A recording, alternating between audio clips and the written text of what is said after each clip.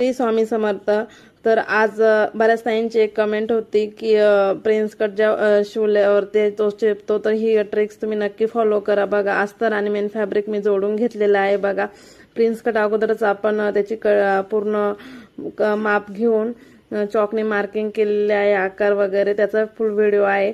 त्यानंतर बघा, जसे चॉकची एक्स्ट्रा कापड कट करून घेतला आहे आणि जी चॉकची मार्किंग आहे त्यानुसार आपण कट करून घ्यायचं आहे. त्यानंतर खालच्या बाजूला थोडासा कोना आहे तो पण कट करून घ्यायचा आहे. बघा, या पद्धतीने तुम्ही कटिंग करून झाल्यानंतर दोन्ही पार्ट एक शिलाई करून घ्यायचे. अर्धा इंचाच्या अंतरावर प्रिन्स कट स्टिच करताना जेव्हा आपण दोन्ही पार्ट जोडणार आहोत, बघा, अगोदर आपण शिलाई करून घ्यायची आहे. दोन्ही पण पार्टला शिलाई अर्धा इंचाच्या अंतरावरच असावी.